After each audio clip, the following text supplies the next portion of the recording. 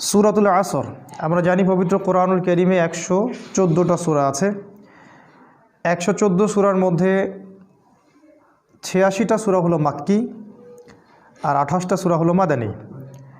যে সূরাগুলো মক্কায় নাজিল হয়েছে, রাসূল সাল্লাল্লাহু আলাইহি ওয়াসাল্লাম যতদিন মক্কায় ছিলেন, মানে 13 বছর, এগুলোকে মাক্কি সূরা বলে। আর দেখা যায় মাক্কি সূরাগুলোর মধ্যে তাওহীদ, রিসালাত, পরকাল, কিয়ামত, হাসর, জান্নাত, জাহান্নাম এই টপিকগুলোই বেশি আলোচনায় আসে। আর পক্ষান্তরে মদিনায় হিজরত করার পর যে সূরাগুলো নাজিল হয়েছে এগুলোকে মূলত বলা হয় মাদানী সূরা। আর মাদানী সূরাগুলোর মধ্যে বেশিরভাগই হালাল হারাম, জায়েজ না জায়েজ, আদেশ নিষেধ এগুলো বেশি আছে। কারণ মক্কার 13 বছরে আল্লাহ তার বান্দাদের ঈমানকে তাজা করেছেন, ভিতরের হৃদয়ের জগৎটাকে আল্লাহ পাক পরিবর্তন করেছেন। তারপরে গিয়ে যখন মদিনায় আয়াত নাজিল হচ্ছে সুদ ছেড়ে দাও, মদ ছেড়ে দাও, তখন সেগুলো মানুষ খুব ইজিলি আমল করতে পারছে। সর্বপ্রথম যেটা দরকার মানুষের হৃদয়ের আকীদার, বিশ্বাসের পরিবর্তন। এটা যখন আল্লাহমুখী হবে, পরকালমুখী হবে, তখন একটা মানুষ অটোমেটিকলি ইনশাআল্লাহ ইসলামের বিধানগুলো পালন করবে। আর যদি কোনো মানুষের আকীদাগত বিশ্বাসের পরিবর্তন না করা যায়, তাহলে যতই চাপ দেন না কেন সে হয়তো মুখে মুসলিম হবে, ভিতরে মুনাফিক থেকেই যাবে। তো সূরাতুল আসর একটা মাক্কি সূরা, যেটা মক্কায় নাজিল করা হয়েছে। ইমাম শাফিঈ রাহিমাহুল্লাহ এই সূরা সম্পর্কে একটা কথা বলেছেন। তিনি বলেছেন, লাউ আনজালাল্লাহু হাযিহি সূরা লাওয়াসিআতহু। তিনি বলেছেন, যদি আল্লাহ পাক কোরআনের সব কিছু বাদ দিয়ে শুধু সূরা আসরই নাজিল করতেন তাহলেও যথেষ্ট ছিল। আমি আবার বলছি, তিনি বলেছেন আল্লাহ পাক যদি শুধুমাত্র সূরা আসরটুকুই নাজিল করতেন আর কিছুই নাজিল না করতেন তারপরেও যথেষ্ট ছিল। কারণ এই সূরার মধ্যে সমস্ত মৌলিক বিষয় চলে আসে। সময় সংক্ষিপ্ত, আমরা হয়তো সব ডিটেলস আলোচনা করতে পারবো না, কিন্তু মূল পয়েন্টগুলো আজকে আমরা টাচ করবো ইনশাআল্লাহ।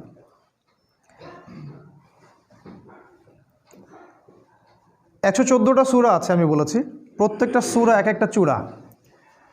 মানে আমি একদিন বলেছিলাম, যদি আপনি নারীদের সম্পর্কে জানতে চান, ইসলামে নারীর অধিকার কি, ইসলামে মেয়েদের কতটুকু সম্মান দেওয়া হয়েছে, কোন কোন জায়গায় নারীরা যেতে পারবে, কোন কোন জায়গায় পারবে না, নারীদের সম্মান কোথায়, মর্যাদা কোথায়, এগুলো যদি জানতে চান আপনাকে সূরা নিসা পড়তে হবে। নারীদের সূরা, সূরা নিসা এর উপরে উঠলে আপনি বুঝতে পারবেন নারীদেরকে ইসলাম কোথায় রেখেছে। নারীদেরকে ইসলাম কোথায় রেখেছে এটা শোনার জন্য মিডিয়ায় যাওয়া যাবে না, তাহলে তারা আমাদেরকে ভুল তথ্য দিবে। আমাদেরকে আল্লাহ এবং তার রাসূলের উৎসের দিকে আসতে হবে। সূরা নিসা, সূরা নূর, সূরা আহজাব এগুলো আপনাকে জানাবে নারীদের মর্যাদা কোথায়। আবার আপনি যদি জিহাদ সম্পর্কে জানতে চান, ইসলামে জিহাদ কি, কেন করতে হয়, কার বিরুদ্ধে করতে হয়, কখন করতে হয়, আপনাকে পড়তে হবে সূরাতুত তাওবা। সূরাতুত তাওবা। আপনি যদি জানতে চান রাষ্ট্রের পররাষ্ট্রনীতি কেমন হবে, রাষ্ট্রের সংবিধান কেমন হবে, কিভাবে আমরা দেশ চালাবো, আপনাকে সূরা পড়তে হবে সূরা আনফাল। আপনি যদি হিস্ট্রি পড়তে চান, ইতিহাস, একদম ইতিহাস আদম আলাইহিস সালাম থেকে শুরু করে মুহাম্মদ সাল্লাল্লাহু আলাইহি সাল্লাম পর্যন্ত, আপনাকে এই পুরো ইতিহাস পড়তে হলে পড়তে হবে সূরা হুদ, সূরা শুআরা, এই সূরাগুলো পড়তে হবে। যদি জানতে চান বনু ইসরাইলদের সম্পর্কে, পড়তে হবে সূরা বনী ইসরাইল। যদি জানতে চান শেষ জামানায় আপনি কিভাবে চলবেন, তাহলে পড়তে হবে সূরা কাহফ। এরকম এক একটা সূরা আপনাকে এক একটা রেজাল্ট দিবে। যদি আপনি উপন্যাস পড়তে পছন্দ করেন তাহলে আপনাকে পড়তে হবে সূরা ইউসুফ, সবচেয়ে সেরা উপন্যাস।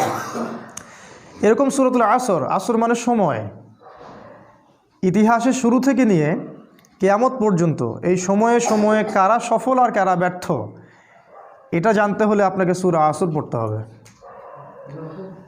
ইতিহাসের শুরু থেকে নিয়ে পৃথিবীর শেষ দিন পর্যন্ত কারা ক্ষতির মধ্যে আছে আর কারা ক্ষতি থেকে মুক্ত, এইটা বুঝতে হলে আপনাকে পড়তে হবে সূরাতুল আসর। আর পড়া মানে আমি বুঝাচ্ছি না রিডিং পড়া, পড়া মানে আমি বুঝাচ্ছি লিকৌমি ইয়াতাফাক্কারুন। আল্লাহ পাক বলেছেন কোরআন সেই সম্প্রদায়ের জন্যে যারা চিন্তা ভাবনা গবেষণা করে।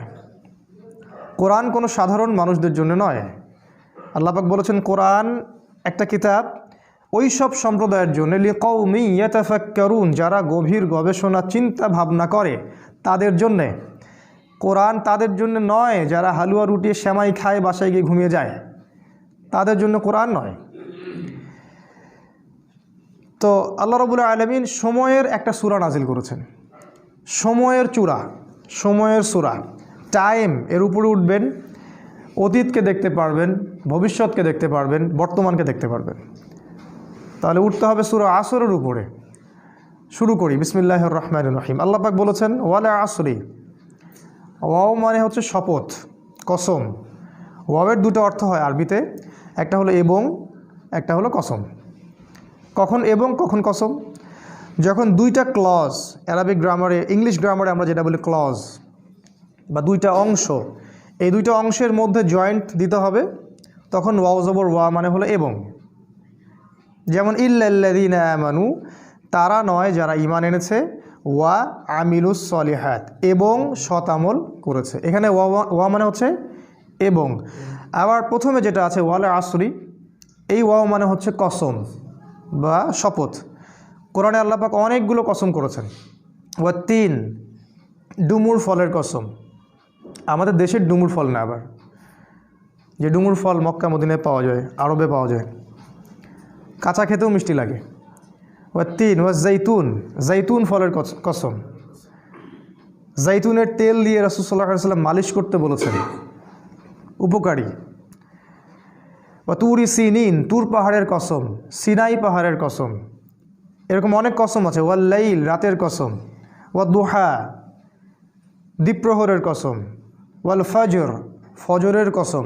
ফজরের কসম করে আল্লাহ বলেছেন ফজর, সকাল, ফজর নিঃশ্বাস ছাড়ে। অসাধারণ একটা আয়াত, ফজর নিঃশ্বাস ছাড়ে। আজকের এডুকেশন সিস্টেম আমাদের এটা বিশ্বাস করবে? সকাল নিঃশ্বাস ছাড়ে। কোরআন বলেছে ফজর, ফজরের সময় মালায়েকা চলে আসেন, কেরাত হয় ইমামের, তারা শোনেন। কারা কারা নামাজে আসছেন তারা লিখে রাখেন, আল্লাহর কাছে লিস্টটা নিয়ে যান, নিয়ে গিয়ে দেখান যে ফজরের জামাতে এরা হাজির ছিল। আবার আসরের জামাতে আরেক দল ফেরেশতা আসে, তারা আবার দেখেন আসরের জামাতে কারা কারা আছে, তারা আবার ফজর পর্যন্ত থাকে। কোরআনে সূরা ফজরের মধ্যে শপথ করে বলা হচ্ছে যে ফজর নিঃশ্বাস ছাড়ে। আমাদের এডুকেশন সিস্টেম কি বিশ্বাস করবে কথাটা, যে ফজর নিঃশ্বাস ছাড়ে? তারা বল পাগলের প্রলাপ, কি বলে এগুলো, হয়তো গাল গল্প বলে। এই জন্য আমি বারবার বলি যে this education system is created by দাজ্জাল। এই এডুকেশন সিস্টেমটা ক্রিয়েট করেছে দাজ্জাল নিজেই। তার উদ্দেশ্য একটাই, কিভাবে আমাদের পুরো জেনারেশনের পর জেনারেশন, প্রজন্মের পর প্রজন্মকে আল্লাহ থেকে দূরে সরানো যায়, এটাই উদ্দেশ্য, আর কোনো উদ্দেশ্য নেই। একজন পিএইচডি ডিগ্রি অর্জন করবে কিন্তু ভিতর থেকে হবে অন্ধ। একজন ডক্টরেট করবে, বাইরে থেকে ডিগ্রি নিয়ে আসবে, তার বাবা মা থাকবে বৃদ্ধাশ্রমে,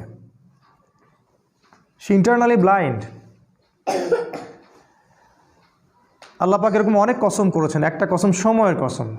সময়ের কসম আল্লাহ কেন করলেন সেটা বলার আগে বলছি, আল্লাহ যে কসম করলেন, আমাদের জন্যও কি কসম করার বিধান নাই? আছে। আমরা যদি কসম করি তাহলে শুধু আল্লাহর নামেই করতে হবে। কারণ একটা হাদিসে রাসূল সাল্লাল্লাহু আলাইহি ওয়াসাল্লাম বলেছেন, মান হালাফা বিগাইরি ইসমিল্লাহ ফাকাদ কাফারা, যে ব্যক্তি আল্লাহ ছাড়া অন্য কারো নামে কসম করলো সে কুফরি করলো। আমরা যখন কসম করব অবশ্যই আল্লাহর নামেই কসম করতে হবে। ছোটোবেলায় আমরা শিখেছিলাম আল্লাহর কসম করতে হয় না, এই জন্য আমরা মায়ের কসম করতাম, বাবার কসম করতাম। এখন আমরা দেশের কসম করি, মাতৃভূমির কসম করি। তা আল্লাহ বলেছেন কসম করতে হবে শুধুমাত্র আল্লাহরই, অন্য কারো না। তবে আল্লাহ রাব্বুল আলামিন তার সৃষ্টির কসম করেন, যেমন রাত দিন, ফজর, ডুমুর ফল, কোরআন, চাঁদের, সময়ের ইত্যাদি। সময়ের কসম করার অর্থ কী? সময়ের কসম আল্লাহ পাক কেন করছেন? আল্লাহ পাক যখন কোনো কিছুর কসম করছেন বুঝতে হবে ওই বিষয়টা অত্যন্ত গুরুত্বপূর্ণ। এটা বোঝার জন্য খুব বেশি বুদ্ধির দরকার নাই। আল্লাহ পাক তো সহজে কোনো বিষয়ের কসম করবেন না। আর কোরআন নাজিল করার সময় আল্লাহ পাক খুবই ইকোনমিক্যাল। কোন দিকে? শব্দ চয়নের ক্ষেত্রে আল্লাহ পাক অতিরিক্ত কোনো শব্দই চয়ন করতে চাচ্ছেন না, যেটা দরকার সেটা নাজিল করছেন। অহেতুক কোনো শব্দ কিন্তু কোরআনে নাই। কোরআন এমন একটা কিতাব যেটার একটা শব্দ দিয়ে একটা জাতির ইতিহাস বলা হয়েছে। সিরিয়াসলি, সূরা কাহফের মধ্যে একটা শব্দ আছে। যুলকারনাইন বাদশা যাচ্ছেন একদিকে, একটা কওমকে দেখতে পেলেন যে কওমের সূর্যের আলো থেকে বাঁচার কোনো বুদ্ধি ছিল না। তারা জানতো না কিভাবে সূর্যের আলো থেকে নিজেদেরকে রক্ষা করতে হবে। আল্লাহ ভালো জানেন এই জায়গাটা কোথায়। আল্লাহ পাক শুধু বলেছেন ক্যাযালিকা, ওরা এরকমই ছিল, ব্যাস এতটুকুই। ওই সম্প্রদায়টা এমনই ছিল বলে আল্লাহ পাক অন্য প্রসঙ্গে চলে গেছেন। একটা ওয়ার্ড দিয়ে একটা সম্প্রদায়ের কথা বলেছেন আল্লাহ পাক। শব্দ আল্লাহ পাক অহেতুক চয়েস করবেন না। তাই সময়ের শপথ কেন করলেন? 3টা কারণে করতে পারেন, শর্ট করে বলছি। একটা হলো, অবশ্যই আমাদেরকে চোখে আঙ্গুল দিয়ে দেখিয়ে দেওয়া হচ্ছে যে আমাদের জীবনের সবচেয়ে গুরুত্বপূর্ণ জিনিস সময়।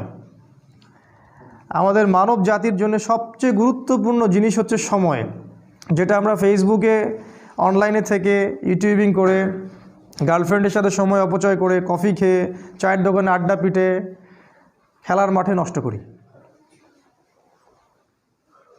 তবে মানুষ যখন মৃত্যুবরণ করবে কিয়ামতের মাঠে এবং জান্নাতে যদি চলেও যায়, সেখানে গিয়েও মানুষের আফসোস হবে ওই সময়গুলোর জন্যে যে সময়গুলো মানুষ অহেতুক নষ্ট করেছে, যে সময়গুলোতে মানুষ আল্লাহর কথা বলেনি, আল্লাহর জিকির করেনি, রাসূলের প্রতি দরুদ পড়েনি। ওই সময়গুলোর জন্য মানুষ আফসোস করতে থাকবে। একজন জান্নাতি ব্যক্তিও আফসোস করতে থাকবে, কেন আমি ওই সময়গুলো আল্লাহর জিকির করিনি। সময় সবচেয়ে বেশি ইম্পর্টেন্ট জিনিস। আর এই সভ্যতা, এই গডলেস ওয়ার্ল্ড এবং এই এডুকেশন সিস্টেম আমাদের সময়গুলোকে খেয়ে ফেলেছে। এখন আমার মনে হয় এই 30 বছরের জীবনে এসে আমার কাছে মনে হয় যে আমার জীবনের 15 বা 18টা বছর অপচয় হয়ে গেছে। 18 বছরে আমি হাফেজ হতে পারতাম, আমি হয়তো হাদিসেরও হাফেজ হতে পারতাম, বুদ্ধি ব্রেন ভালো ছিল, ফার্স্ট হতাম সবসময়। আমি হয়তো ফিকহ পড়তে পারতাম, ইতিহাস পড়তে পারতাম, সিরাত পড়তে পারতাম। এখন সারাদিন রাত যত কাজই করি না কেন আত্মতৃপ্তি হয় না, মনে হয় কিছু না কিছু গ্যাপ থেকেই গেল, আর এই গ্যাপটা কখনো পূরণও হবে না, অসম্ভব। তাই যারা 40 বছর 50 বছর বয়সে তাস খেলছে, টিভি দেখতেছে, আড্ডা পিটাচ্ছে, এদেরকে দেখলে বুঝেই আসে না যে এই বয়সে কিভাবে সেটা করতে পারে। একটাবারও কি চিন্তা হয় না যে আমার হায়াত কমে আসছে, আমি পৃথিবীতে আর হয়তো বেশি দিন থাকবো না? সুবহানাল্লাহ, সময়ের কসম, আল্লাহ পাক সময়ের কসম করে আমাদেরকে সময়ের দিকে দৃষ্টি দিতে বলছেন, সময় সম্পর্কে সচেতন হতে বলছেন। দেখেন, মানুষ সারা জীবনে অনেক কষ্ট করে ঠিকই, কষ্টের পর কষ্ট সহ্য করে, একটা চাকরির জন্যে, একটা জমির জন্যে, একটা ভালো জব, স্ট্যাটাস, টাকা, সিকিউরিটি, বাড়ি গাড়ি, বউ বাচ্চা, এগুলোই তো। এগুলো ছাড়া আর কিচ্ছু নাই, এগুলো ছাড়া কিন্তু কিচ্ছু নাই, সব এগুলোই। এগুলোর পিছনে সারা দিন রাত মানুষ প্রচণ্ড পরিশ্রম করে, মানুষ কিন্তু প্রচণ্ড পরিশ্রম করে। আর শয়তান মানুষকে প্রচণ্ড পরিশ্রম করিয়েও নেয়, ও মানুষকে কষ্টের পর কষ্ট দিয়ে জাহান্নামে নিয়ে যেতে চায়। কিন্তু দেখেন, কষ্টের ট্র্যাকটা ভুল, কষ্টের ট্র্যাকটা ঠিক নাই, রং ট্র্যাকে সে কষ্ট করছে। এই যে আমাদের ছেলেমেয়েরা পড়াশোনা করছে, নার্সারিতে ভর্তি হচ্ছে 5 বা 6 বছর বয়সে, 25 বছর পর্যন্ত ঘাড়ে ব্যাগ থাকবেই, অনার্স মাস্টার্স করতে করতে 25 হয়ে যাবে বয়স। এই লম্বা সময়ে সে কোরআন শিখবে না, জেনারেল এডুকেশনের কথা বলছি, কোরআন A to Z শিখবে না, হাদিস শিখবে না, ফিকহ শিখবে না, ইতিহাস শিখবে না, সে ইসলামের যে রাসূলের জীবনী সেটা শিখবে না, সাহাবীদের জীবনী শিখবে না, এগুলো কিছুই শিখবে না। 25 বছর পর্যন্ত সে কষ্ট করবে। আমরা যখন জেনারেল লাইনে পড়তাম, আমাদেরকে এক একটা কবিতা, এক একটা গল্প এমনভাবে পড়ানো হতো, একদম ভেজে ভেজে খাওয়ায় দেওয়া হতো আর কি। রবীন্দ্রনাথের কবিতা, নজরুলের কবিতা, জীবনানন্দ দাশের কবিতা, শেক্সপিয়ারের গল্প, তারপরে আপনার মাইকেল মধুসূদন দত্তের কবিতা। অবশ্যই এখানে ইসলামপন্থী কারো কবিতা ছিল না। আপনার কাছে যদি মনে হয় এই পুরো প্ল্যানটা এমনি এমনি হয়ে গেছে, আপনি বোকা স্বর্গে বাস করছেন, এর পিছনে একটা মাস্টার মাইন্ড আছে। এই পুরো প্রসেসটা একদিনে হয়নি, এটাকে সাজানো হয়েছে, ঢেলে সাজানো হয়েছে, যাতে করে আমাদের প্রজন্মের বা প্রজন্ম ইসলাম থেকে দূরে সরে যায়, তাদের জীবনের বড় একটা সময় নষ্ট হয়ে যায়। সময়ের কসম করেছেন আল্লাহ, এটা একটা কারণ, সময়ের প্রতি মূল্যায়ন করা। সেকেন্ড কারণ হচ্ছে আল্লাহ পাক অতীতের দিকে তাকাতে বলছেন আমাদের দিকে, অতীতের দিকে। সময়ের কসম করে আল্লাহ পাক আমাদেরকে বুঝাচ্ছেন যে অতীতের দিকে তাকিয়ে দেখো, সময়ে সময়ে যারাই আল্লাহর বিধানকে অস্বীকার করেছে, আল্লাহ পাক তাদেরকে এই দুনিয়াতেও লাঞ্ছিত করেছেন, পরকালেও যন্ত্রণাদায়ক শাস্তি দিয়েছেন। আল্লাহ পাক সময়ের কসম করে আমাদেরকে হিস্ট্রি পড়তে বলছেন, ইতিহাস। অতীতের দিকে তাকাও, দেখো আদম আলাইহিস সালাম থেকে শুরু করে এই পর্যন্ত একই সুন্নাত, আল্লাহর সুন্নতের মধ্যে কোনো পরিবর্তন নাই। ওয়ালান তাজিদা লিসুন্নাতিল্লাহি তাবদীল, আল্লাহ বলেছেন আমার সুন্নাত, আমার স্টাইলে কোনো পরিবর্তন পাবে না। যাদের কাছেই আল্লাহর হেদায়েত এসেছে, যারা স্বীকার করে নিয়েছে, আল্লাহ পাক তাদেরকে দুনিয়ায় সাফল্য দিয়েছেন, পরকালেও সাফল্য দিয়েছেন।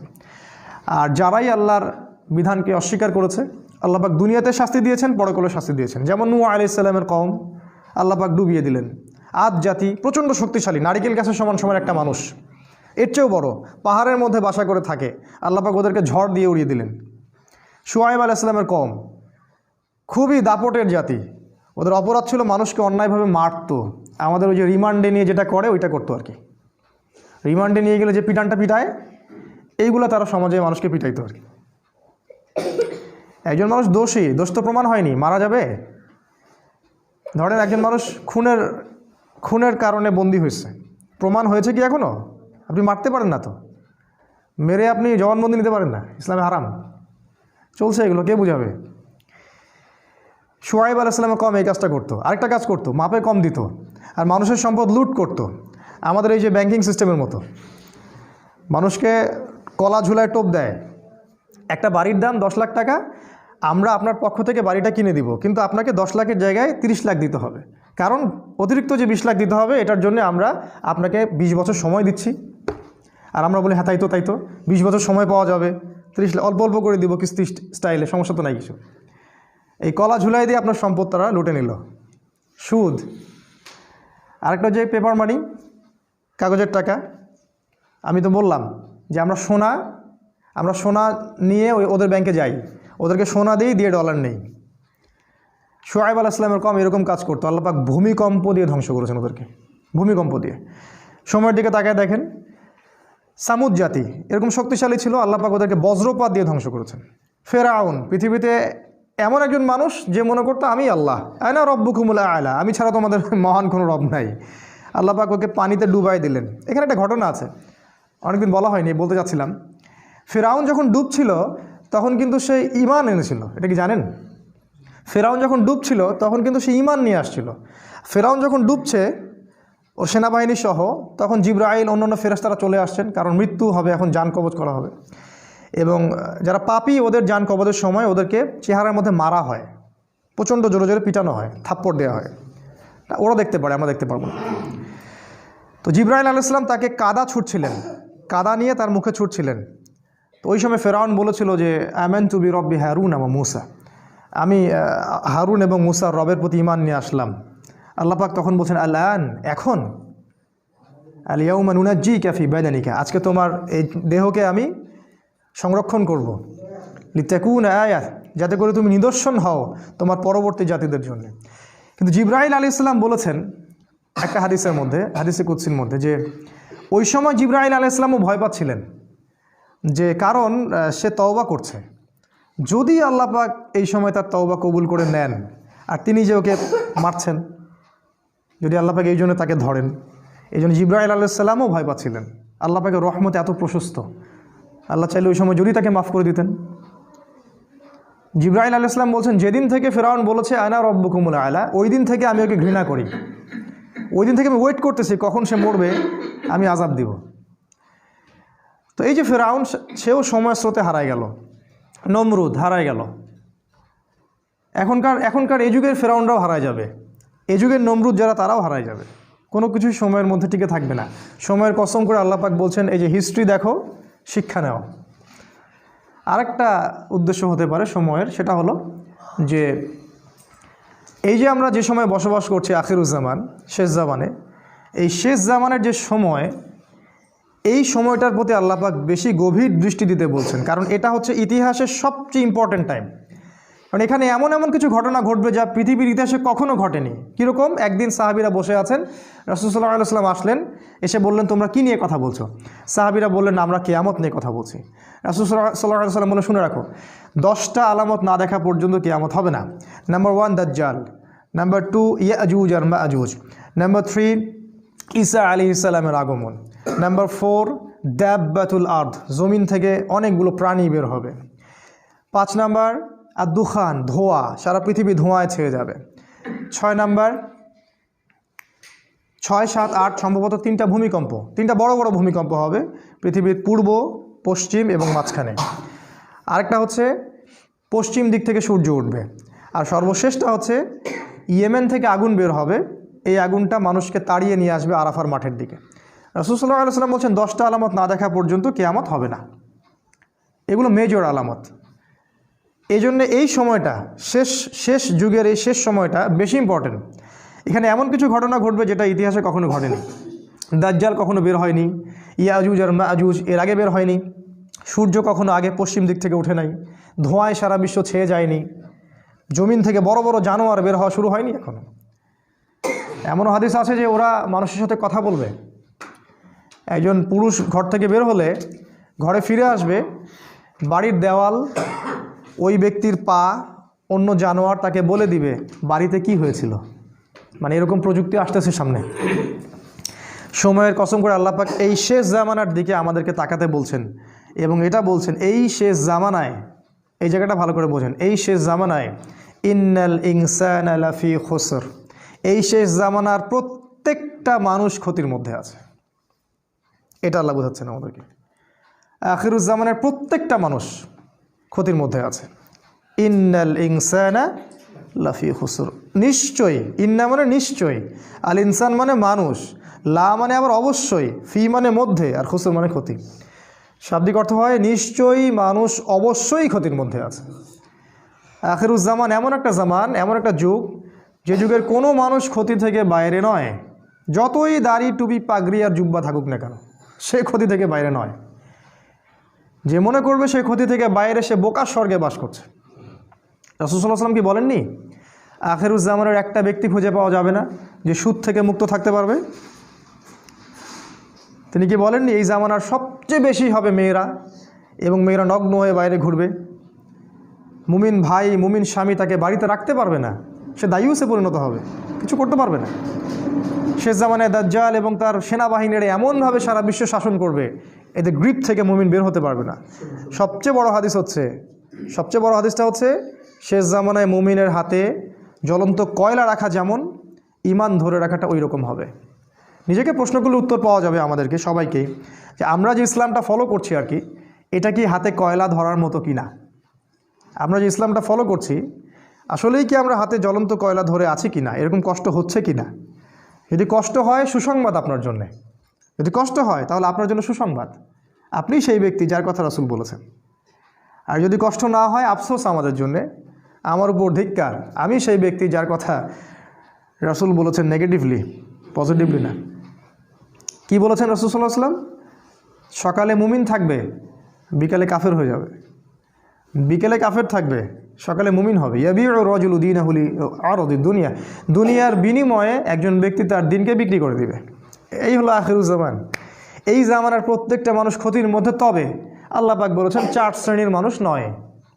4টা কাজ যারা করবে, একই সাথে 4টা কাজ, 4টার মধ্যে যে কোনো একটা নয়, 4টা কাজই একই সাথে অ্যাট দ্য সেম টাইম, 4টা কাজ যারা করতে পারবে এবং এর উপর ইস্তেকামাহ, দৃঢ় থাকতে পারবে, তারাই ক্ষতি থেকে বেঁচে থাকবে। তার মধ্যে নাম্বার 1 হচ্ছে ইল্লাল্লাযীনা আমানু, ঈমান। ঈমানটা কেন এখন আমি বুঝি। এই ওয়ার্ল্ডটাকে রিড করতে হলে, এই বিশ্বে আসলেই কি হচ্ছে এটা বুঝতে হলে আপনার ভিতর থেকে একটা নলেজ দরকার, ইন্টারনাল একটা লাইট দরকার।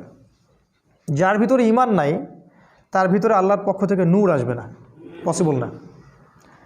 যার ভিতরে, হৃদয়ের ভিতরে ঈমান নাই, আল্লাহর পক্ষ থেকে লাইট বা নূর আসবে না। আর আল্লাহর পক্ষ থেকে কলবের মধ্যে নূর না আসলে সে ভিতর থেকে দেখতে পারবে না আসলে কি হচ্ছে। যেমন আমাদের মেয়েদের কথা বলা হচ্ছে মিডিয়ায়, মেয়েরা অনেক এগিয়ে যাচ্ছে, প্রোগ্রেস, প্রগতি, সমান তালে চলছে, সম অধিকার, অগ্রগতি, তাই না? কিন্তু কোরআন, সুন্নাহ এবং আখিরুজ জামান স্টাডি করলে আমরা দেখছি যে মেয়েরা এগিয়ে যাচ্ছে ঠিকই, কিন্তু জাহান্নামের দিকে। এই যে চিন্তার জগতের বিশাল একটা পরিবর্তন, এক শ্রেণীর মানুষের কাছে এটা প্রোগ্রেস, আর আমি বলছি এটা জাহান্নামের রাস্তা। বিশাল একটা পার্থক্য না? এই পার্থক্যের কারণ হচ্ছে যে মন্তব্যটা করেছে সে বাহ্যিক দৃষ্টি দিয়ে করেছে, কিন্তু আমরা কোরআন সুন্নাহ থেকে ঘেটে ইন্টারনাল অবজারভেশন থেকে মন্তব্যটা করলাম। এই ইন্টারনালি লাইট পেতে হলে আমাকে নূর দরকার, আর নূর আসবে আল্লাহর পক্ষ থেকে। আর কখন আসবে? যখন আপনি কোরআনের কাছে আসবেন, যখন ঈমান নিয়ে আসবেন, ইল্লাল্লাযীনা আমানু, এই হলো প্রথম। আর হাদিসে আছে, হাদিসে জিবরিলের মধ্যে ঈমানের 6টা পিলার, তো অনেকেই জানি না। ঈমানের 6টা পিলার হচ্ছে, 1 নাম্বার আমানতু বিল্লাহ, আল্লাহর প্রতি বিশ্বাস করা, তার ফেরেশতাগণের প্রতি বিশ্বাস করা, তার আসমানি কিতাবগুলোর প্রতি বিশ্বাস করা, রসুলগণের প্রতি বিশ্বাস করা, পরকালের প্রতি বিশ্বাস করা এবং তাকদীরের ভালো মন্দের প্রতি বিশ্বাস করা। এই 6টা পিলারকে বিশ্বাস করার নাম ঈমান। এখানেও 3টা কথা আসবে, শুধু বিশ্বাস করা না, হৃদয়ে বিশ্বাস করা, মুখে স্বীকৃতি দেয়া, হৃদয়ে আগে বিশ্বাস করা, মৌখিক স্বীকৃতি দেয়া এবং কাজে বাস্তবায়ন করা। শুধু বললেই হবে না যে আমি মুমিন, কাজে প্রমাণ করতে হবে। কিছু মানুষ আছে আমাদের বলে যে আমি তো গুনাহ করিনি, নামাজ পড়ার কী দরকার আছে, আমি তো খারাপ কাজ করি না, আমি তো সারাদিন ভালো কাজ করি, জনকল্যাণমূলক কাজ করি, আমি তো জননেতা, নামাজের তো প্রয়োজন নাই। নামাজ তাদের জন্য যারা গুনাহ করে, ওদের গুনাহ মাফ করানোর প্রয়োজন আছে, তারা যাবে নামাজে, আমি নামাজে যাব কেন? কিছু মানুষ আছে কোরআন সুন্নাহ ইসলামকে এর সামনে আত্মসমর্পণ তো করবেই না, বলে যে আমি মানবতার কল্যাণে কাজ করি, আমি জনকল্যাণমূলক কাজ করি, আমি গাছ লাগিয়ে দিই, আমি কম্বল বিতরণ করি, আমি কত ভালো কাজ করি। এগুলো তো ভালো কাজ, আমি তো সদা সত্য কথা বলি, ব্যবসায় হালাল খাই, আমার নামাজের তো দরকার নেই। ঈমানের একটা পিলার হচ্ছে মনে বিশ্বাস, মুখে স্বীকৃতির সাথে সাথে কাজে অবশ্যই বাস্তবায়ন করতে হবে। এই কাজে বাস্তবায়ন করতে গিয়ে কিছু মানুষ শৈথিল্যবাদী হয়ে যাবে, আর কিছু মানুষ হয়ে যাবে চরমপন্থী। আমাদেরকে হতে হবে মধ্যমপন্থী, খুব চরমপন্থীও না, আবার শৈথিল্যবাদীও না। কারণ আল্লাহ পাক এই উম্মতকে বলেছেন উম্মাতান ওয়াসাতা লিতাকুনু শুহাদা আলান নাস, তোমরা হচ্ছে মধ্যমপন্থী উম্মত, তোমাদেরকে অন্য অন্য উম্মতগুলোর উপরে সাক্ষী হিসেবে উপস্থাপন করা হবে। 1 নাম্বার, ক্ষতি থেকে বেঁচে থাকবে তারাই যারা মুমিন, এই 6টা পিলারের প্রতি বিশ্বাস করে, তারপরে মুখে স্বীকৃতি দেয় এবং কাজে বাস্তবায়ন করে। 2 নাম্বার, ওয়া আমিলুস সলিহাত, ঈমান আনার সাথে সাথে যারা সৎ আমল করে। এখন আমিলুস সলেহ এর সংজ্ঞা কি? এক কথায় খুব সহজ করে যদি সংজ্ঞা বলি, তাহলে যে আমল বা যে কাজগুলো আল্লাহ অনুমোদন করেছেন, তার রাসূল অনুমোদন করেছেন, বা রাসূলুল্লাহ সাল্লাল্লাহু আলাইহি ওয়াসাল্লাম করেছেন বা করতে বলেছেন, অথবা মৌন সম্মতি দিয়েছেন। সোজা সিম্পল, যে প্রত্যেকটা কাজ আল্লাহর রাসূল সাল্লাল্লাহু আলাইহি ওয়াসাল্লাম আল্লাহর বিধানের আলোকে আমাদেরকে করতে বলেছেন, অথবা নিজে করেছেন, অথবা কেউ করেছেন তিনি মৌন সম্মতি দিয়েছেন, এই ধরনের কাজগুলোকে বলা হয় আমলুস সলেহ। যেমন 5 ওয়াক্ত সালাত, রমাদান মাসের সওম। রমাদান মাসের কথা আসলো, আমরা একটা দোয়া করে নেই, আল্লাহুম্মা, বলুন আমার সাথে, আল্লাহুম্মা বাল্লিগনা ফি রমাদান ওয়া বারিক লানা ফিহি, আমিন। অর্থ হচ্ছে আল্লাহ আমাদেরকে রমাদান পর্যন্ত পৌঁছে দিন এবং সেখানে বরকত দিন। রমাদানের আগ থেকেই রাসূল সাল্লাল্লাহু আলাইহি ওয়াসাল্লাম এই দোয়াটা করতেন, আল্লাহ আমাদেরকে রমাদান পর্যন্ত পৌঁছে দিন এবং সেখানে বরকত দিন, এবং আল্লাহ পাক আমাদের জীবনে রমাদানের সংখ্যা বাড়িয়ে দিন, আল্লাহুম্মা আমিন। যেটা বলছিলাম, আমল সালেহের মধ্যে আছে সালাত, আছে সওম, ফরজের কথা বলছি, আছে যাকাত, সামর্থ্য হলে যাকাত দিবেন, সামর্থ্য হলে হজ করবেন, উমরা করবেন, সদা সত্য কথা বলা, পিতামাতার খেদমত করা, আল্লাহর বিধানের উপর দৃঢ় থাকা, সুন্নাহ অনুযায়ী জীবন গড়া, এই প্রত্যেকটা কাজই আমল সালেহ। এমনকি বাথরুমে যদি কেউ প্রবেশ করে এবং প্রবেশ করার সময় যদি কেউ এই দোয়াটা পড়ে, বিসমিল্লাহ আল্লাহুম্মা ইন্নী আউযু বিকা মিনাল খুবসি ওয়াল খাবাইস, এই টয়লেট করার কাজটাও তার আমল সালেহ। টয়লেট করার সময় বের হওয়ার পরে যদি সে বলে গুফরানাকা, অথবা একটা দোয়া আছে আলহামদুলিল্লাহিল্লাযী আযহাবা আনিল আযান ওয়া আফানি, এই কথাগুলো যদি বলে সেটাও আমল সালেহ। স্ত্রী সহবাস করবে কেউ, স্ত্রী সহবাস করা, স্ত্রীকে চুমু খাওয়া, এটাও আমল সালেহ। স্ত্রীর হাত ধরে বসে থাকা আমল সালেহ। স্ত্রীর হাত ধরে চাঁদ দেখতে যাওয়া, তার সাথে গল্প করা, সময় কাটানো আমল সালেহ। স্ত্রী সহবাস করার আগে কেউ যদি দোয়া পড়ে, বিসমিল্লাহ আল্লাহুম্মা জান্নিবনা শাইতান ওয়া জান্নিবিশ শাইতান মা রাযাকতানা, তার সহবাসটার জন্য সে নেকি পাবে, সেক্স করলে নেকি পাবে। সাহাবীরা অবাক হয়ে জিজ্ঞাসা করলেন, এটাও নেকির কাজ? আল্লাহ রাসূল বললেন, এই কাজটা যদি তুমি স্ত্রী ছাড়া অন্য কারোর সাথে করতা, তাহলে কি সেটা জেনা হতো না, গুনাহ হতো না? সাহাবীরা বললেন, হ্যাঁ হতো। যদি তাই হয় তাহলে স্ত্রীর সাথে করলে ওটা নেকিও হবে। ইসলামের মতো সহজ রিলিজিয়ন কোথাও পাবেন না। খেতে বসেছেন, খাবেন, খিদা লাগছে, এই জন্য খাবেন, বিসমিল্লাহ বললেন, খাওয়া শুরু করলেন, প্রথম লোকমার সাথেই বললেন আলহামদুলিল্লাহ। আল্লাহ পাক বলছেন আল্লাহ ওই বান্দার প্রতি সন্তুষ্ট হয়ে যান। আমলে সালেহ। কোরআন তেলাওয়াত করছেন, আমলে সালেহ, প্রতি হরফে 10 নেকি পাচ্ছেন। জিকির করছেন সুবহানাল্লাহ আলহামদুলিল্লাহ, আমলে সালেহ। সারাদিন আপনি যদি রাসূলের স্টাইল ফলো করেন, সকাল থেকে নিয়ে একদম ঘুমানো পর্যন্ত, ঘুমাবেন, ঘুম তো রেস্ট, ঘুমানোর আগে একটু ওযু করলেন, বা ওযু সম্ভব না আপনি দোয়াগুলো পড়লেন, পরে ফু দিলেন, সূরা বাকারা শেষ 2 আয়াত পড়লেন, বিসমিল্লাহ আল্লাহুম্মা বিইসমিকা আমুতু ওয়া আহইয়া, পরে ঘুমিয়ে গেলেন। পুরো ঘুমটা আপনার আমলে সালেহ।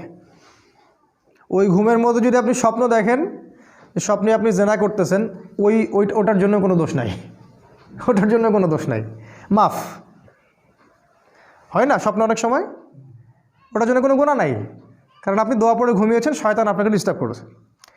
এরকম প্রতিটা কাজ, যেই কাজগুলো রাসূল সাল্লাল্লাহু আলাইহি ওয়াসাল্লাম করেছেন বা করতে বলেছেন, অথবা মৌন সম্মতি মানে সম্মতি দিয়েছেন ঠিক আছে করতে পারো, সেগুলো আমলে সালেহ। আরেকটা জিনিস আছে, একই সাথে আল্লাহ এবং তার রাসূল যে কাজগুলো করতে নিষেধ করেছেন, যে কাজগুলো করতে নিষেধ করেছেন, যে কাজগুলো করার ব্যাপারে শাস্তির কথা বলেছেন, সেই প্রত্যেকটা কাজ ছেড়ে দেওয়াও আমলে সালেহ। যেমন রাসূল বলেছেন যে শিরিক করো না, শিরিক না করা আমলে সালেহ। সুদ খেও না, সুদ যে আপনি খাচ্ছেন না এটাই আমলে সালেহ।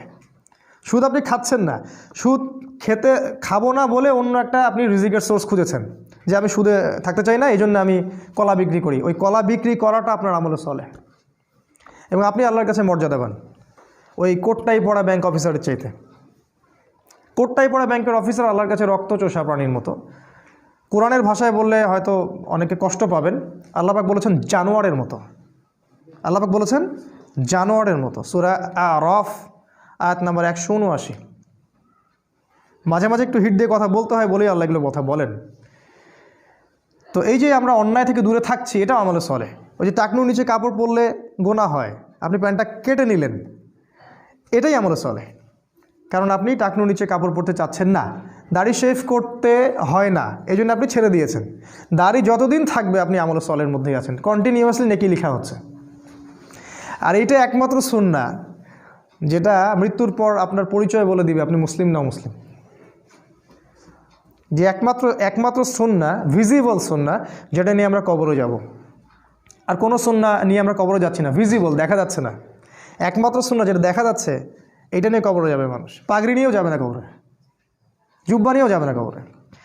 তো যেটা বলছিলাম যে আপনি যে অন্যায়গুলো, এগুলো থেকে যে দূরে থাকছেন, এটা আমলে সালেহ। সেটা প্রত্যেকটা অন্যায় হোক না কেন, যত বড় স্কেলেই হোক আর যত ছোট স্কেলেই হোক। তাহলে আমলে সালেহ আমি মনে হয় বোঝাতে পেরেছি।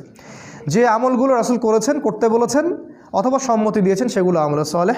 একই সাথে যেগুলো রাসূল নিষেধ করেছেন, এগুলো ছেড়ে দেওয়াও আমলে সালেহ। আরেকটা বিষয় আছে, সেটা হলো যে আমলে সালেহ এর বিপরীত জিনিসকে বলা হয় বেদাত।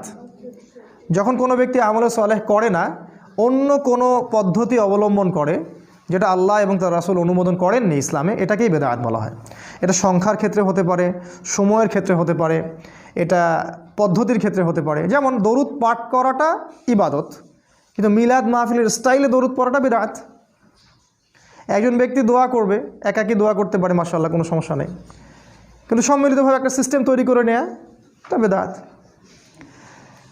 একজন মানুষ ধরেন রোজা রাখবে, ভালো কাজ, এটা একটা নির্দিষ্ট দিনকে বেছে নিল যে এই দিনে আমি 1000 রাকাত নামাজ পড়বো, আর এই দিনে আমি হালুয়া রুটি খাবো, আর এই দিনে রোজা রাখবো, সিস্টেমটা বেদাত। অর্থাৎ আমলে সালেহ এর বিপরীতটাই কিন্তু বেদাত। আমলে সালেহ এর পরিণাম জান্নাত, বেদাতের পরিণাম কিন্তু জাহান্নাম। আল্লাহ পাক আমাদেরকে হেফাজত করুন। এই হলো 2 নাম্বার, ঈমান এবং আমলে সালেহ। আর 2টা আছে, শর্ট করে দিচ্ছি। 3 নাম্বার, ওয়াতাওয়াসাউ বিল হক। তারা ক্ষতি থেকে বেঁচে থাকবে শেষ জামানায় যারা নিজেরা আগে হকের উপরে থাকে, নিজেরা আগে হকের উপরে দৃঢ় থাকে, পাহাড়ের মতো, খিদির আলাইহিস সালামের মতো। ওই যে পাহাড়ে পাথরের উপর বসেছিলেন, রকের উপরে, নিজেরা দৃঢ় থাকে এবং এরপরে অন্যদেরকে হকের দিকে ডাকে, এরা ক্ষতি থেকে বেঁচে থাকবে। যারা ঈমান এনেছে, এরপর আমলে সালেহ করছে, এখন মাশাআল্লাহ পরিবার গঠন করে ফেলেছে, নিজের যোগ্যতা হয়ে গেছে, নিজে হকের উপর আছে মাশাআল্লাহ, এবার মানুষকে সে হকের দিকে ডাকছে। কারণ ডাকার কাজটা তো স্কুল বয়দের কাজ না, এটা স্কলারদের কাজ। কারণ যদি আমরা দাওয়াত দেওয়ার যোগ্যতা অর্জন না করি, তাহলে আমি মানুষকে ভুল পথে দাওয়াত দিব। সিম্পল, আমি যদি ইংরেজির প্রফেসর হতে চাই, আমাকে ইংরেজির উপর আরও বড় ডিগ্রি নিতে হবে, তারপরে আমাকে ক্লাস নিতে হবে। তাই আমরা নিজেরা যদি আগে এগুলোর উপর স্টিল থাকি, তারপরে আমরা যখন মানুষকে দাওয়াত দিব, যোগ্যতা অর্জন করব, জ্ঞান অর্জন করব, তখন মানুষ সঠিক পথের দিকে আমরা ডাকতে পারবো। আর এই জায়গায় কিন্তু সমস্যা আছে, আমরা দাওয়াটা খুব পছন্দ করি, তো যোগ্যতা থাক বা না থাক একটু সুর করে বলতে পারি, পড়াশোনা থাক বা না থাক, হ্যাঁ পড়াশোনা খুব একটা নাই, সুর আছে গলার মধ্যে। সারা দেশব্যাপী দাওয়াতি কাজ করা হচ্ছে, অসংখ্য মানুষ জিকিরের নামে প্যান্ডেলে উঠে লাফাচ্ছে, অসংখ্য মানুষ ইসলামের নামে দলীয় তাকলিদে যাচ্ছে, অসংখ্য মানুষ জিহাদের নামে জঙ্গিবাদে যাচ্ছে। প্রত্যেকটা জায়গায় সমস্যা সৃষ্টি হচ্ছে। কারণ কি? কারণ যে দাওয়াত দিচ্ছে সে জানে না আসলে সঠিকভাবে দাওয়াত দেওয়ার ম্যাথোডোলজিটা কী। কোথা থেকে শিখবো? আল্লাহ রাসূল থেকে শিখবো, অন্য কারো কাছে যাওয়ার দরকার নেই। শুধু রাসূল সাল্লাল্লাহু আলাইহি ওয়াসাল্লামের জীবনের দিকে তাকাবেন, জীবনের কোন জায়গায় কোন অবস্থায় তিনি কিভাবে দাওয়াত দিয়েছেন, ব্যাস। জীবনের কোন সিচুয়েশনে তিনি কেমন করে দাওয়াত দিয়েছেন। মক্কায় তিনি মূর্তির সামনেও নামাজ পড়েছেন 13 বছর, তখন মূর্তি ভাঙার মতো সিচুয়েশন ছিল না। মদিনায় খেলাফত কায়েম হওয়ার পরে আবার যখন মক্কা পুনরুদ্ধার করা হলো, তখন তিনিই আবার মূর্তি ভেঙে দিলেন, নিজের হাতেই মূর্তি ভাঙলেন, জা আল হক ওয়া যাহাকাল বাতিল বললেন। তাহলে দুইটা সিচুয়েশন আলাদা ছিল। দায়ীকে বুঝতে হবে তার যোগ্যতা কতটুকু, তাকে কোন সিচুয়েশনে কি বলা যাবে কি বলা যাবে না, কি কোন দিকে মানুষকে ডাকতে হবে, কোন সময়ে কোন দিকে দাওয়াত দিতে হবে। এখন উম্মার যে সময়, এই সময়টা মানুষকে ছোট ছোট ইখতিলাফি বিষয়ের দিকে মতভেদ করার সময় নয়। এখন আমরা এমন একটা সময়ে আছি যে আমরা এন্ড টাইম, শেষ সময়ের দিকে যাচ্ছি, যখন সারা বিশ্ব একত্রিত হয়ে আমাদের বিরুদ্ধে প্রোপাগান্ডা চালাচ্ছে। আর এই সময় যদি আমরা বিভিন্ন দলে উপদলে ভাগ হয়ে থাকি, তাহলে আমাদের ওই যে হাওয়া বেরিয়ে যাবে, আল্লাহ পাক সূরা আনফালে বলেছেন, বাতাস বের হয়ে যাবে, হাওয়া বের হয়ে যাবে, তোমরা পাগুলো স্থলিত হবে, এক ভাইকে মারবে আর এক ভাই হাসবে, এক ভাইকে মারবে আর এক ভাই হাসবে, বলবে আমাকে তো মারে নাই, আমার দলকে তো কিছু বলেনি, সমস্যা নেই। তো বোকা বুঝতে পারেনি যে পরে ওর কাছে ওরা আসতেছে। তো এইটা হবে। তাহলে হকের দাওয়াত দেওয়ার আগে আমাদেরকে হকটাকে চিনতে হবে, হক চিনতে হবে, এবং এর উপরে আগে নিজেদেরকে দৃঢ় থাকতে হবে, তারপরে গিয়ে আমাদেরকে অন্যকে দাওয়াত দিতে হবে। এবং দাওয়াত দেওয়ার সময় আমাকে পরিবেশ পরিস্থিতি এবং সময় বুঝতে হবে, কোন সময়ে কোন প্রেক্ষাপটে কিসের দাওয়াত দিতে হবে। এবং এই দাওয়াত দেওয়ার সময় হতে হবে মানুষের সাথে নরম, উদার।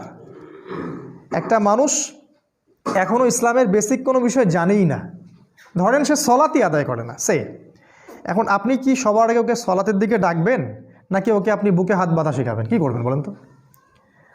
আপনার বুদ্ধিমানের কাজ কি? অ্যাটলিস্ট তাকে আগে সলাতের দিকে তো ডাকবেন। সে নামাজ পড়তেছে মাশাআল্লাহ, এখন নিয়মিত জামাতে আসে, মাশাআল্লাহ, হৃদয়টা পরিবর্তন হচ্ছে, আস্তে আস্তে আস্তে আস্তে আপনি ওকে মাসআলাগুলো বোঝান। আমরা কি করি? আমরা প্রথমে আক্রমণ করি, যেখানে যাই এটা ঠিক না, ওইটা ঠিক না, আপনার এটা ভুল হয়েছে, আপনার এটা ঠিক না।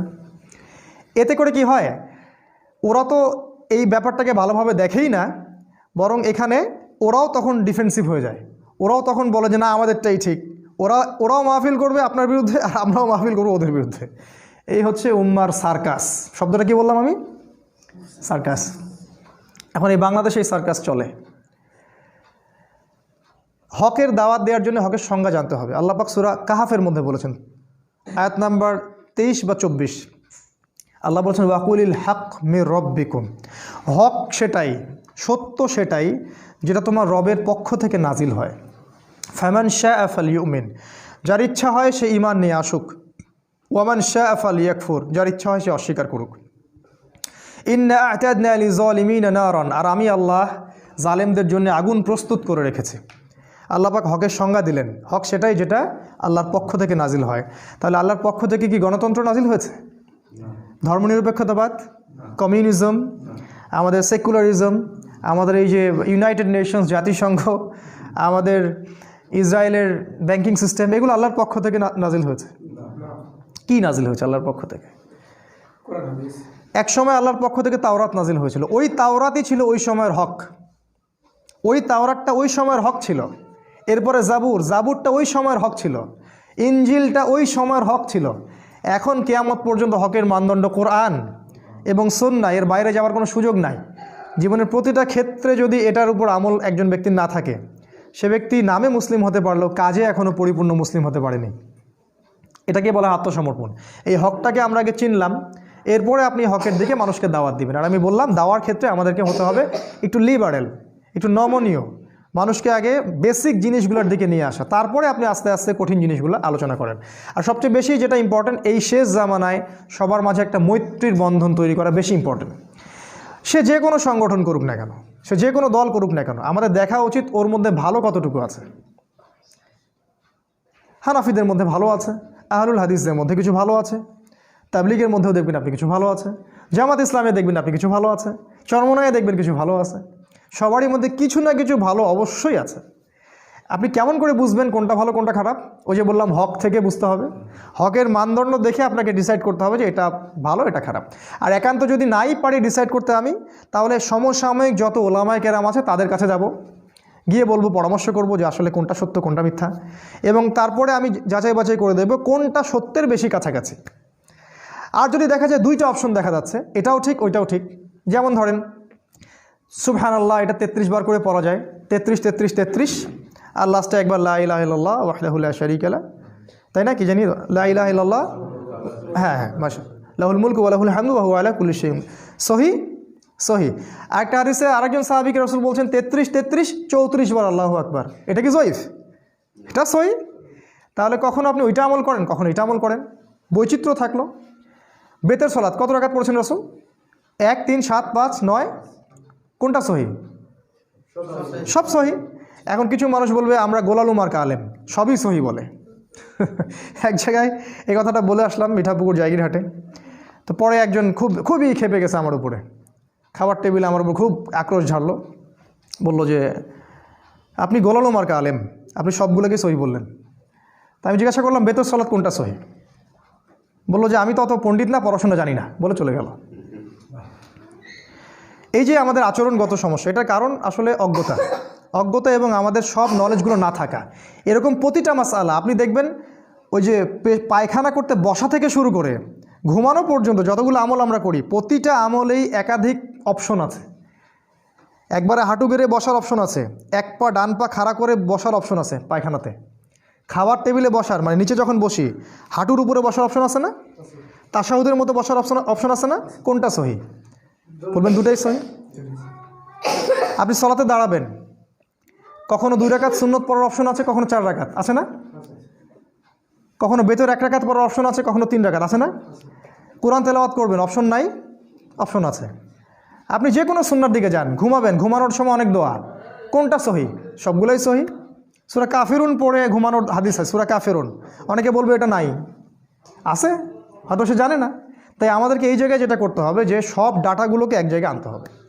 যদি আমার কাছে না থাকে আমি ওলামায়ে কেরামদের বই পড়ব, সহযোগিতা নিব, এবং সবার মাঝে ঠিক আছে ভাই আমি বুঝতে পারতেছি ওরটা হয়তো একটু দুর্বল, আমারটা বেশি সহি, আচ্ছা ঠিক আছে, সে সেটা করতেছে, করুক। আমি তাকে হিকমার সাথে একসময় বুঝাবো যে ভাই এটা যেটা বেশি সহি, আপনি চাইলে এটা করতে পারেন, আমার কাছে এটা ভালো মনে হয়। মাশাআল্লাহ। কোনো ইমামের মধ্যে কি কোনো দ্বন্দ্ব ছিল?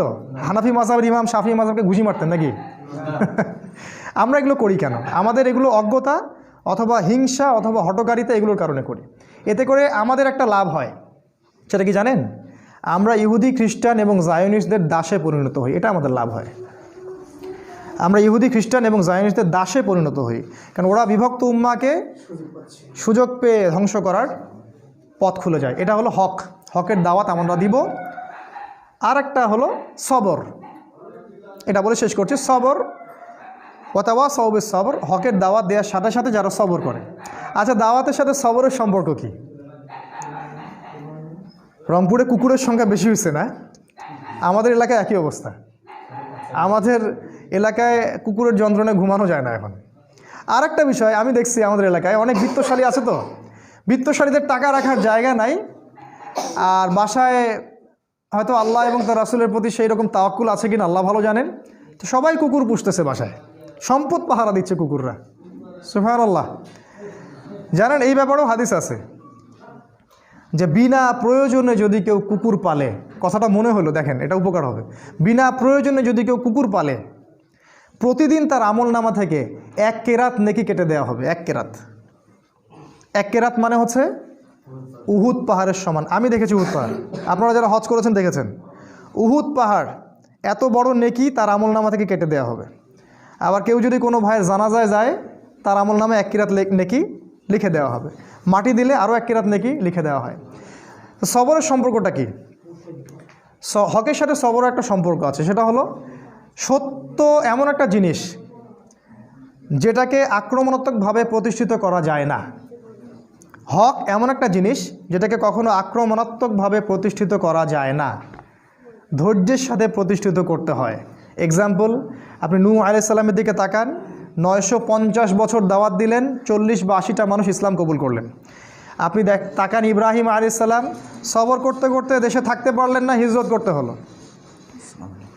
ভাই আমাদের কুইজ প্রতিযোগিতা শেষ করছে।